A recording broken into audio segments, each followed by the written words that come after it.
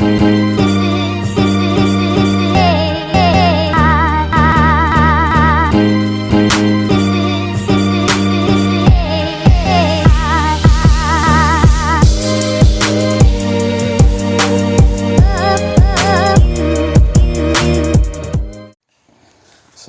warahmatullahi wabarakatuh. Kami dari kelompok 7 ingin mempresentasikan hasil diskusi kelompok kami, yaitu tentang politik luar negeri Indonesia pada pemerintahan Joko Widodo. Pertama-tama saya ingin memperkenalkan kawan-kawan saya terlebih dahulu. Yang pertama yaitu Ali Apriansah, saya sendiri Bambang, Dodi Ardandi, Irfan Junaidi, Muhammad Rizky Sumadi, Nuriman Faturido, dan Syarif Zulkarnain. Baiklah, pertama-tama saya ingin membacakan tentang politik luar negeri Joko Widodo dan JK dalam 4 tahun terakhir. Pemerintahan Joko Widodo Yusuf Kala berupaya mewujudkan politik luar negeri yang kolaboratif dan memberikan manfaat konkret bagi rakyat Indonesia. Presiden memprioritaskan pertemuan-pertemuan dengan pemimpin negara besar yang tidak hanya menguntungkan bagi kedua negara, melainkan secara khusus juga menguntungkan Indonesia. Catatan politik luar negeri Indonesia dalam 4 tahun kepemimpinan Jokowi Yusuf Kala. Kepemimpinan dalam diplomasi internasional sebagai berikut. Yang pertama, anggota tidak tetap Dewan Keamanan PBB. Indonesia terpilih menjadi anggota tidak tetap Dewan Keamanan Perserikatan Bangsa-Bangsa periode 2019-2020. Indonesia dipercaya mewakili Asia Pasifik, mengalahkan Maladewa lebih dari 2/3 negara. Anggota PBB percaya bahwa Indonesia mampu membangun jambatan perdamaian dan memajukan perdamaian dunia dengan cara-cara yang lebih diplomatis. Terima kasih. Untuk selanjutnya akan disampaikan oleh Irfan Junaidi. Baiklah, saya akan melanjutkan penjelasan dari saudara Bambang. Yang kedua yaitu mewujudkan perdamaian dunia dan dialog antar peradaban. Indonesia berperan aktif dalam upaya perdamaian Palestina, yakni dengan melakukan yang pertama, menolak status Yerusalem sebagai ibu kota Israel. Yang kedua, mendesak PBB menjalankan prinsip demokrasi dari hasil voting terhadap status quo Israel. Yang ketiga, menegaskan dukungan terhadap Palestina dalam pertemuan OPEC Extraordinary Summit di Istanbul, Turki. Dan yang terakhir, membebaskan biaya masuk kurma dan minyak zaitun asal Palestina ke Indonesia sejak tahun 2018 agar Palestina semakin mendapatkan keuntungan. Selain Palestina, Indonesia juga mendorong rekonsiliasi kelompok berseteru di Afghanistan dengan cara yang pertama, Presiden Jokowi mengadakan pertemuan trilateral dengan Afghanistan dan Pakistan terkait penyebaran bibit perdamaian di Afghanistan yang melakukan kegiatan ekstremisme dan kekerasan. Yang kedua, Indonesia memberikan bantuan beasiswa pelatihan polisi, pembangunan infrastruktur, pertukaran ulama, dan pemberdayaan perempuan di Afghanistan. Yang ketiga, penyelenggaraan pertemuan trilateral ulama Afghanistan, Pakistan, Indonesia di Istana Presiden Bogor 11 Mei 2019. Dan yang terakhir, Menteri Luar Negeri Republik Indonesia Retno Marsudi menandatangani perjanjian pembangunan klinik yaitu Indonesia Islamic Center. Indonesia juga aktif mengirimkan pasukan perdamaian, tercatat sebanyak 2.695 peacekeeper yang merupakan personal dari TNI atau Polri bertugas pada 9 misi perdamaian di dunia. Bahkan Indonesia menjadi negara terbesar ke-8 pengirim pasukan perdamaian di daerah konflik. Indonesia juga aktif mengirimkan bantuan dan aktivis kemanusiaan ke daerah konflik di Asia dan Timur Tengah, misalnya Cox's Bazar dan Rakhine State, Myanmar, Jalur Gaza, Palestina, Israel, dan Marawi, Filipina. Sekian presentasi dari saya, selanjutnya yang akan dijelaskan oleh saudara Dodi. Terima kasih. Perkenalkan, nama saya Dodi Randi. Saya akan menjelaskan Upaya mewujudkan perdamaian dunia juga dilakukan pemerintah Indonesia dengan cara melanjutkan dialog lintas agama secara bilateral dan multilateral dengan 30 negara dan 3 forum multilateral, mengembangkan dan membangun pemahaman Islam wasatiyat, mengembangkan Bali Demokrasi Forum sebagai sarana strategis pengembangan demokrasi di kawasan dan dunia. 3. Diplomasi ekonomi. Melalui prinsip politik luar negeri bebas aktif dan zero enemy, Indonesia berupaya meningkatkan hubungan dagang dengan sejumlah negara. Indonesia juga mendorong terbukanya pasar-pasar baru non-tradisional agar produk Indonesia dapat dirasakan manfaatnya bagi negara lain. Berikut yang telah dilakukan untuk meningkatkan hubungan dagang dengan negara lain. Yang pertama, penyelenggaraan Indonesia Afrika Forum 2018. Melalui acara ini, Indonesia meraih transaksi sebesar 586,56 juta dolar Amerika Serikat dan bisnis announcement sebesar 1,3 miliar dolar Amerika Serikat. Yang kedua, Indonesia Fair 2018 menghasilkan bisnis deal sebesar 3,76 triliun. Yang ketiga, Trade Expo Indonesia 2017 di Rusia.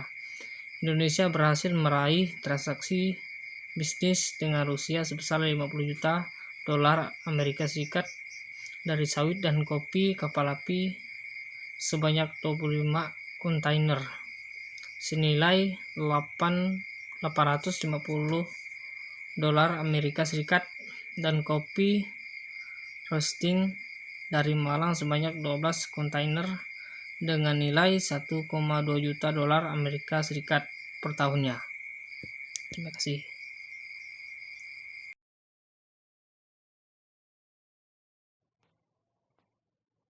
Baik, nama saya Syarif Zulkarnain.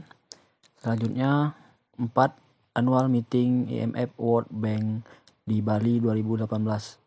Presiden Jokowi dalam pidato saat acara ini mengajak para pembuat kebijakan fiskal dan moneter dunia untuk mengesampingkan tujuan kejayaan negaranya dan lebih mengutamakan kerjasama global demi terciptanya kehidupan dunia yang harmonis. Menganalogikan situasi pertarungan ekonomi global seperti dalam film serial Game of Thrones, Presiden Jokowi mengatakan konfrontasi dan perselisihan dalam bentuk apapun akan mengakibatkan penderitaan, bukan hanya bagi yang kalah tetapi juga bagi yang menang. Ketika kemenangan juga dirayakan dan kekalahan juga diratapi, barulah kedua-duanya sadar tapi sudah terlambat, ujar Jokowi. Kalau sadarnya baru belakangan, kemenangan atau kekalahan dalam perang selalu hasilnya sama, yaitu dunia yang porak-poranda. Padahal tidak boleh kita melakukan perusakan hanya untuk menghasilkan sebuah kemenangan. Juga tidak ada artinya kemenangan yang dirayakan di tengah kehancuran, lanjut dia. Dalam pertemuan yang menelan biaya 566 miliar itu, Indonesia menerima sejumlah manfaat langsung, yakni investasi untuk BUMN sebesar 200 triliun dan penerimaan pajak yang diprediksi mencapai 800 miliar hingga 1 triliun. Adapun bagi Bali yang menjadi tempat acara yakni peningkatan volume ekonomi sebesar 5,9 triliun. Diplomasi ekonomi menjadi basis politik luar negeri dengan orientasi baru seperti dideskripsikan di atas. Ini sebuah terminologi baru dalam perjalanan panjang diplomasi Republik Indonesia yang untuk waktu lama didominasi isu-isu keamanan dan politik. Menilik konsep sasaran dan cara pelaksanaan diplomasi ekonomi merupakan pengembangan lebih lanjut dari diplomasi kebudayaan yang dilaksanakan Kemenlu tahun 1980-an dan 1990-an dan diplomasi publik Kemenlu awal 2000-an. Diplomasi ekonomi ialah memberi bobot ekonomi dan bisnis dari aktivitas diplomasi, seperti dituliskan di dalam Renstra Kemenlu tahun 2019 sampai 2015 sampai 2019. Diplomasi Indonesia di berbagai forum ekonomi selama ini memperlihatkan bahwa penekanan yang berbeda pada aspek politik atau aspek ekonomi menghasilkan keputusan yang berbeda, sehingga perlu upaya untuk menyeimbangkan antar kedua aspek tersebut agar keduanya dapat berjalan seiring dan saling mendukung. Oke, selanjutnya akan dilanjutkan oleh teman saya. Terima kasih. Praktik diplomasi ekonomi ditujukan secara mencolok oleh Presiden pada 3 pertemuan internasional di akhir tahun 2014, yakni KTT APEX 2014 di Beijing, Cina 10-11 November, KTT ASEAN ke-25 di Naypyidaw, Myanmar 12-13 November, dan KTT G20 di Brisbane, Australia pada 15-16 November. Presiden memanfaatkan forum ini untuk menggalang kemitraan ekonomi dalam proyek infrastruktur dan kerjasama ekonomi lainnya. Pendekatan yang menekankan kepentingan domestik terus dipertahankan hingga sekarang, dan justru menjadikan politik luar negeri berjalan nyaris tanpa kritik. Diplomasi ekonomi memiliki 3 tujuan, yakni menarik investasi asing, membuka pasar luar negeri, dan mendatangkan turis asing. Berbeda dengan pendekatan law politis dalam diplomasi di tahun-tahun sebelumnya. Diplomasi ekonomi memiliki bobot baru memasarkan produk-produk Indonesia di luar negeri. Barangkali karena bobot ini maka terminologi diplomasi ekonomi yang dipilih, dan ini sejalan dengan arahan Presiden bahwa perwakilan RI di luar negeri harus memasarkan produk Indonesia di luar negeri. Di bawah payung diplomasi ekonomi, RI membangun kemitraan ekonomi yang lebih menguntungkan dengan Arab Saudi, Cina, dan Rusia. Hubungan Indonesia dengan 3 negara ini berlangsung lama, namun belum sampai pada kemitraan yang saling menguatkan secara ekonomi, dan pemerintahan sekarang mengkonkretkannya. Perkenalkan, nama saya Muhammad Rizky Sumadi. Baiklah, selanjutnya yaitu hubungan dengan Arab Saudi, yang sebelumnya terbatas pada hubungan politik dan sosial kultural, berubah menjadi kemitraan yang lebih menguntungkan secara ekonomi. Lebih dari sekadar hubungan baik dengan kunjungan Raja Arab Saudi Salman bin Abdul Aziz Al Saud ke Indonesia pada Maret 2017. Kunjungan bersejarah bukan hanya karena terjadi 70 tahun setelah kunjungan Raja Arab Saudi terakhir ke RI, tetapi karena kesepakatan investasi dan kerja sama ekonomi lainnya. Selain membangun kemitraan dengan Arab Saudi, RI juga mencapai kemitraan ekonomi saling menguntungkan yang lebih dari sekadar hubungan baik yang panjang dengan Cina dan Rusia. Cina dan Rusia menyambut tawaran Presiden untuk berinvestasi di Indonesia. Kebijakan proteksionisme Washington di bawah Presiden Donald Trump turut mendorong kemitraan ekonomi RI dengan Arab Saudi, Cina, dan Rusia. Perubahan kebijakan Washington menunjukkan ketepatan pilihan politik luar negeri RI mengambil mitra ekonomi baru tanpa tersandera kecondongan ideologis negara-negara mitra. Politik luar negeri RI 3 tahun terakhir dalam payung diplomasi ekonomi menunjukkan perubahan orientasi signifikan dari politik luar negeri pemerintahan sebelumnya. Konvergensi ekonomi dunia di satu sisi dan pemerintahan baru AS yang mengambil jalan proteksionisme di sisi lain menguatkan pilihan politik luar negeri semacam ini. Selanjutnya akan dilanjutkan oleh Ali. Baik, nama saya Ali. Materi selanjutnya adalah 4. Perlindungan WNI.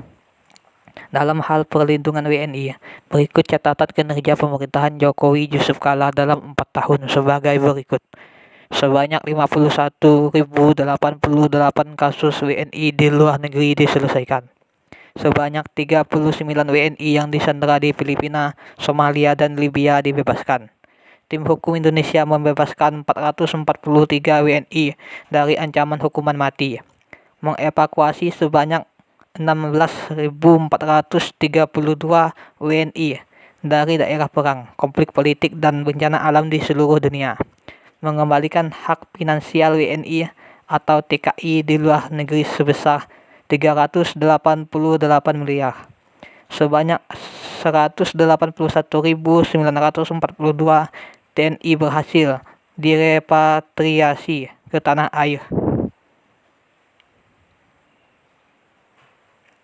Pengamat hubungan internasional Universitas Indonesia, Suji Sudarman berpendapat, kinerja paling positif dari pemerintahan Jokowi JK dalam hal politik luar negeri adalah soal perlindungan WNI di luar negeri. Menurut dia, hanya pemerintahan Jokowi JK yang berani memprioritaskan perlindungan WNI di luar negeri. Salah satu contohnya adalah WNI yang berada di Syria. Itu WNI di sana bisa diikuti sehingga mendapatkan informasi yang jelas mengenai mereka. Padahal itu daerah perang, daerah konflik. Itu jarang sekali diperhatikan pada pemerintahan sebelumnya, ujarnya. Materi selanjutnya akan dipresentasikan oleh Apriansah. Perkenalkan, nama saya Apriansyah. Saya akan menjelaskan materi selanjutnya. Sementara soal peningkatan volume perdagangan, Suji mengapresiasi instruksi Presiden Jokowi bahwa Indonesia harus memasuki pasar negara-negara non-tradisional. Hal ini merupakan peluang baru bagi peningkatan kapasitas ekspor di Indonesia yang bentuk mencari pasar perdagangan. Jadi, langkah yang baru saat ini adalah pembalikan cara berpikir. Bagaimana mereka mengutamakan rujuk kepada perbaikan neraca perdagangan. Namun, menurut dia, hal yang masih menjadi kendala adalah pola pikir dan cara pandang para diplomat Indonesia yang bertugas di penjuru dunia. Padahal sebetulnya faktor bisnis. Jadi, memang instruksi Jokowi, diplomat kita tidak dilatih perdagangan. Selama ini lebih banyak budayawi. Itu ada kelambatan sedikit karena belum sinkron, ujar Suji. Suji juga mengapresiasi pemerintah yang menjaga agar ekonomi Indonesia tidak bergantung pada satu blok saja. Hal ini sudah sejalan dengan prinsip politik luar negeri yang dianut, yakni zero enemy. Dia tidak menunjukkan permusuhan. Dia menerima IMF World Bank, sekalipun dia tidak sepakat karena orangnya populis. Jadi, saya lihat cukup ada fleksibilitas. Misal lain, ketika berhubungan dengan Cina, dia imbangi juga dengan Amerika, Indo-Pasifik, dan Timur Tengah. Itu kan artinya cukup jeli dia melihat, kata Suji. Soal upaya mewujudkan perdamaian dunia, Suji menilai Indonesia cukup baik. Namun, narasi yang harus selalu digelarkan adalah perjuangan Indonesia atas perdamaian dunia, mulai dari Palestina, Afghanistan, hingga Myanmar. Bukan semata-mata disebabkan Indonesia adalah negara berpenduduk muslim terbesar di dunia. Akan tetapi karena itu adalah amanat konstitusi. Sekian dari presentasi kami. Kurang dan lebihnya kami mohon maaf. Terima kasih.